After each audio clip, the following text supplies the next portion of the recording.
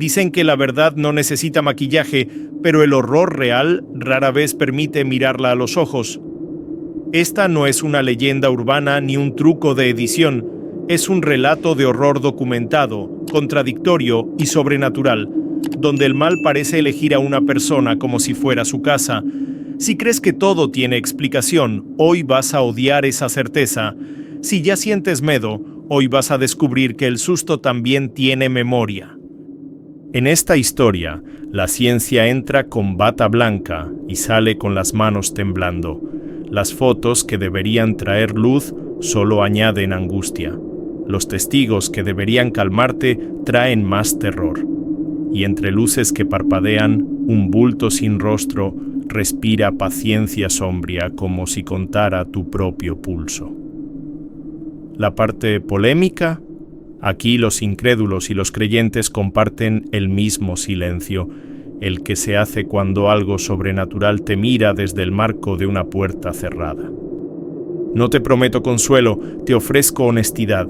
Hay casos que no cierran, heridas que no cicatrizan y preguntas que muerden. Si te quedas, no serás solo espectador, serás testigo, porque a veces el mal no vive en la casa, vive en la historia que estás a punto de escuchar. En los años 70, Elena Vidal, madre soltera, alquiló una casita barata en Santa Teresa, Nuevo México. Al principio fue un murmullo, un golpe tímido en la pared, un susto que uno atribuye al viento. Luego llegaron los ruidos que cortan el sueño y ese olor metálico que anuncia terror en la garganta. Las luces parpadeaban como si alguien jugara con el interruptor desde un cuarto vacío y sombrío. Los vecinos hablaban de asombración con una media sonrisa que escondía miedo antiguo, y en su puerta, cada noche, un bulto parecía esperar a que todos se durmieran para entrar. Elena intentó racionalizarlo: viejas tuberías, madera dilatándose, gatos en el techo. Pero el horror no entiende de excusas económicas cuando el mal decide mudarse contigo. Voces quedas pronunciaban su nombre desde la cocina como relatos de horror susurrados a propósito. Los cuadros se torcían solos y el aire se espesaba con una angustia que sabía a tormenta. A veces una corriente helada cruzaba el pasillo y le dejaba un susto clavado en la nuca. Por más que cerrara ventanas, lo sobrenatural encontraba rendijas para respirar. La primera noche, seria, comenzó con un golpe seco en la cabecera y terminó con pasos sobre la alfombra. Pasos que no tenían peso, pero dejaban huellas húmedas, como si algo sombrío hubiese salido del sótano. Elena, inmóvil, escuchó cómo el agua del baño se abría sola y una risa breve se ahogaba en el desagüe. Sintió dedos invisibles moviendo las cortinas, un terror frío que parecía tener memoria. La radio cambió de estación a estática y la estática susurró relatos de horror que nadie había contado. Al amanecer juró no volver a dormir sin la luz encendida, aunque esa luz ya no le obedecía. A los pocos días los objetos empezaron a moverse con una intención que olía a mal antiguo. Un plato cruzó la cocina como si alguien lo hubiera lanzado desde el techo y no había nadie. Las fotos familiares salían veladas, como si el bulto odiara el recuerdo de rostros felices. Elena llamó a la policía, pero el uniforme no detiene o sobrenatural ni cura a angustia. Le dijeron que se mudara. Ella no podía pagar otra renta y el horror lo sabía. Cada noche, la casa aprendía su respiración y el susto la esperaba en la exhalación. La presión invisible dejó marcas en sus brazos, pequeños moretones que parecían dedos ansiosos. Cuando intentó ignorarlo, el pasillo respondió con un crujido largo, paciente, casi complacido. Elena entendió que no era una casa embrujada, sino un interés, una fijación, una asombración personal. Las paredes vibraban con un zumbido que no venía de cables, sino de algo sombrío y atento. Entre lágrimas, prometió buscar ayuda, alguien que midiera el miedo y nombrara el mal sin reírse. Porque lo que ocurría pedía testigos, pedía registro, pedía investigación. La noticia llegó a la Universidad del Suroeste y 2 investigadores, Ariel Moncada y Lúcio Ferreira, aceptaron el desafío. No eran cazafantasmas, usaban protocolos, listas de verificación y lenguaje seco para domar el terror. Cuando pisaron la casa de Elena Vidal, el aire ya tenía esa densidad de horror antiguo. Tomaron notas de ruidos, de cambios de temperatura, de sombras que parecían un bulto pegado al techo. Buscaremos causas eléctricas, dijeron, pero el sobrenatural no lee manuales. Aún así, prometieron convertir cada susto en dato y cada asombración en gráfica. Instalaron micrófonos de contacto, medidores EMF y cámaras en pasillo, sala y cocina. Las luces parpadeaban con un capricho que ningún circuito explicó sin rubor. El pasillo exhaló un frío que no venía de rejillas y la madera respondió con un gemido sombrío. El cuaderno de campo de Moncada llenó páginas con relatos de horror minuciosos, casi quirúrgicos. Ferreira registró picos anómalos y un zumbido grave que parecía decir el nombre de Elena. Entre líneas, ambos anotaron una palabra incómoda: mal, persistente, paciente, metódico. La primera noche de observación fue un examen a corazón abierto para la casa. Un vaso vibró sin tocarlo y la lámpara osciló como si alguien respirara encima. Elena, temblando, preguntó si eso era normal, y Moncada solo tragó saliva con miedo. La estática del grabador habló como si masticara cristales, sembrando angustia en cada oído. Ferreira miró el techo. Un bulto se arrastró por la esquina, negro sobre negro, sombrío. «Seguimos», dijo al micrófono, con un susto que no quiso firmar en el informe. Para evitar sesgos, repitieron pruebas con la casa vacía y luego con Elena presente. Vacía, la casa era un animal dormido. Con Elena, abría los ojos y mostraba dientes. Objetos mínimos, un llavero, una taza, se movían con una intención que no cabía en la estadística. El reloj, muerto hacía meses, avanzó 3 minutos y volvió a morir, como un relato de horror íntimo. Moncada, aún incrédulo, pidió reconfigurar todo a medianoche, hora favorita del horror. Ferreira sugirió documentarlo con fotografía instantánea para capturar al sobrenatural a contraluz. Decidieron una batería de Polaroids con disparos sincronizados a eventos anómalos. Elena se sentó en el borde de la cama, respirando como quien no quiere despertar al mal. Los investigadores marcaron el suelo con cinta, midieron distancias, calibraron tiempos y esperas. Cada clic pretendía atrapar a asombración, cada flash quería deshacer la angustia en papel. «Si hay algo aquí, quedará impreso», murmuró Ferreira, con voz que no engañó al susto. Y cuando el primer fogonazo iluminó el pasillo sombrío, algo pareció moverse más rápido que la luz. El primer disparo de Polaroid explotó en un fogonazo breve y el pasillo quedó congelado. Cuando el papel se reveló, apareció una línea de luz rasgando el aire, un rastro sombrío y torcido. Moncada juró que no había nada visible a simple vista, pero el negativo olía a terror antiguo. Con Elena sentada, cada toma parecía respirar, como si el sobrenatural quisiera posar. Ferreira, con miedo en la mandíbula, anotó: trayectorias lumínicas sin fuente aparente.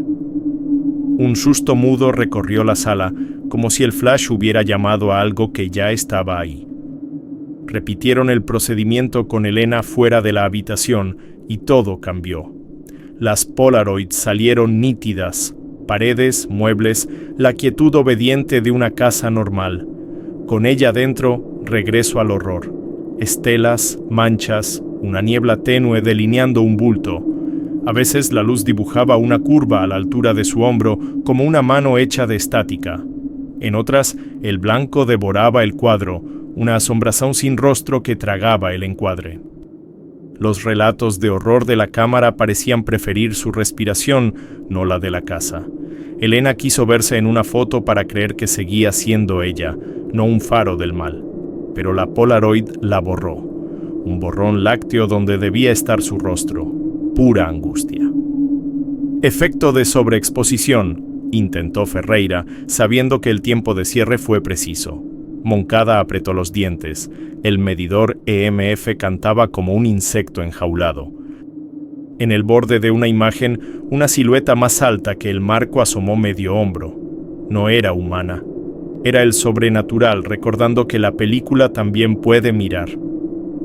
Volvieron a disparar desde ángulos distintos, como un director de cine rodando al horror.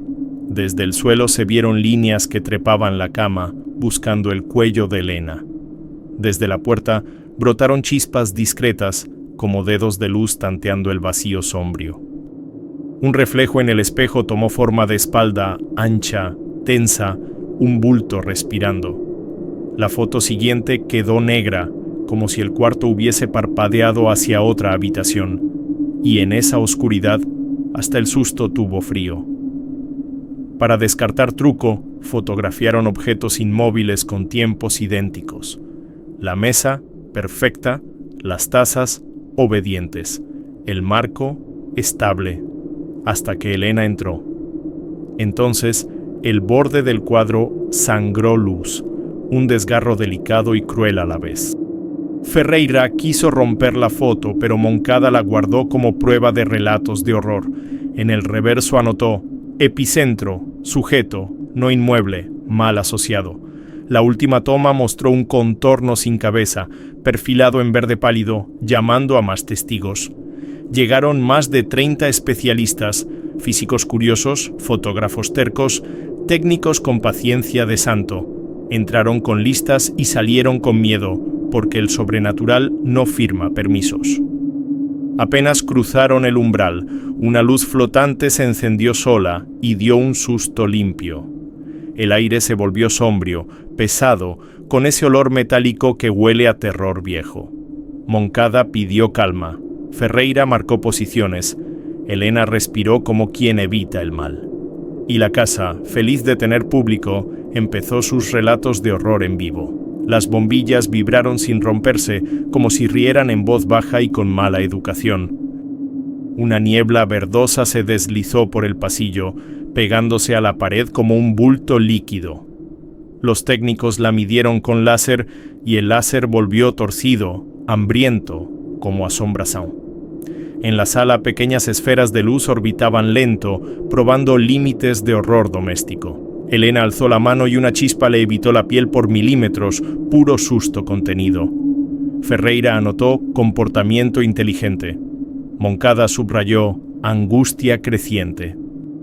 La niebla cambió de humor, tomó densidad, dibujó hombros, pecho, brazos de albañil de otro mundo. Una figura musculosa salió del humo, alta, compacta, dura como una mala decisión.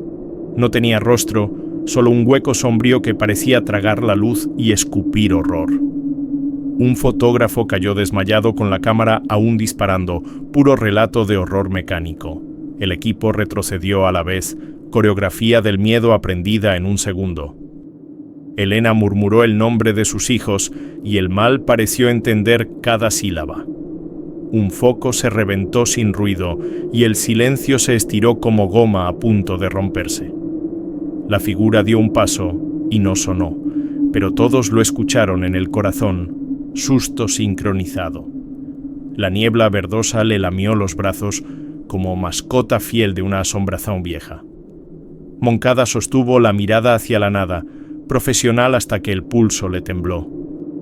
Ferreira intentó hablarle. «¿Qué quieres?», y el sobrenatural respondió con un frío de sótano. Las luces se atenuaron, la angustia subió, y el bulto volvió a la niebla, satisfecho. Aquella noche, las marcas quedaron en paredes y en gente, rasguños, fotos y un rumor espeso. Los expertos discutieron protocolos, pero el horror no escucha comités ni ampara egos. Elena pidió terminar. La casa rechinó, celosa, como si temiera un abandono inminente. Algunos sugirieron que el mal estaba pegado a ella, no a los ladrillos. Relato de horror íntimo. El equipo prometió volver con más recursos, más ojos, más excusas científicas para el miedo. Y en el borde de la noche, la niebla miró por última vez, como si ya supiera a dónde seguirla. Elena empacó a los niños de madrugada y dejó Santa Teresa con la sensación de estar huyendo del mal. Llegó a San Aurelio, un barrio barato en el interior, donde el silencio parecía prometer descanso. Al principio, la casa nueva olía a pintura y no a terror, un respiro breve entre relatos de horror. Pero la primera noche, un susto pequeño. Un vaso vibró, tímido, como si probara el terreno. Ella quiso creer en casualidades, en clima seco, en tuberías tímidas. El pasillo, sin embargo, ya la reconocía. Sombrío, respiró su nombre en voz bajita. Los vecinos fueron amables, pero miraban por encima del hombro, como huyendo de un bulto. Elena sonrió mecánicamente, guardando el medo entre dientes para no contagiarlo. La lavadora se encendió sola a las 3:17 y apagó cualquier explicación amable. Una radio vieja captó voces que hablaban detrás de la música sobrenatural en estéreo. Cada objeto adoptó su humor. La mesa crujía de angustia, la lámpara tiraba de su propio cable, y en el baño, el espejo empañado escribía media palabra, como asombración con prisa. Moncada y Ferreira condujeron hasta San Aurelio con el ceño aprendido del horror. Si el fenómeno viaja con ella, ya no es un lugar, es una relación, anotó Moncada. La casa respondió con una corriente helada que parecía firmar el diagnóstico. El medidor marcó picos justo cuando Elena exhalaba, relatos de horror en cada suspiro. Ferreira, serio, dijo: «Te sigue, el mal te reconoce». Elena bajó la mirada. El susto no era sorpresa, era rutina. Intentaron protocolos nuevos, horarios, rezos, rutinas, geometrías de sal en el zaguán. Por un día funcionó, como si el sobrenatural bostezara y se diera el turno. Al siguiente, la cuna se meció sola y dejó el cuarto lleno de angustia. Las fotos en la nueva nevera salieron veladas igual, un bulto en todas las esquinas. Un vecino juró haber visto a alguien entrar y salir sin abrir la puerta, asombración doméstica. La ciudad cambió, pero el terror no necesita mapas para encontrar a quien elige. Elena empezó a hablar bajo, a moverse despacio, a negociar con la oscuridad como con un casero. No dormía más de 2 horas seguidas. El horror cobraba renta con ruidos y dedos fríos. Los niños aprendieron a no mirar al techo cuando crujía, por si el techo miraba primero. Moncada propuso pausar la investigación. Ferreira temía que el mal escalara. Elena preguntó si esto acababa alguna vez, y el pasillo contestó con un golpe sombrío. San Aurelio no era refugio, era el siguiente escenario del mismo relato de horror que aún no concluía. Elena Vidal envejeció rápido, como si el horror le cobrara años por noche. A veces hablaba sola, otras negociaba en voz baja con la asombración del pasillo. Sus amigos se alejaron, cansados del susto fácil y del aire sombrío en su casa. El trabajo se le escapó entre ausencias y angustia. El mal sabía dónde apretar. Moncada y Ferreira insistieron en ayudar, pero la ciencia no cura relatos de horror íntimos. Elena comenzó a beber a tragos cortos para acallar lo sobrenatural que la seguía. En San Aurelio, su nombre se volvió susurro incómodo en la tienda y la panadería. Algunos la evitaban por miedo, otros por superstición, otros por puro cansancio. El espejo la devolvía borrosa, como aquellas Polaroids que olían a terror. En la noche, un bulto se sentaba al pie de su cama y respiraba con paciencia animal. El susto ya no sorprendía. Era un reloj con cuerda infinita. En cada rincón una angustia fina bordaba su soledad. Moncada revisó archivos. Ferreira comparó señales. El mal había aprendido rutinas. Hablaron con pastores, con médiums, con psiquiatras. El sobrenatural no firmó actas. Elena probó medicación, rituales, ayuno, silencio. El horror comió de todo.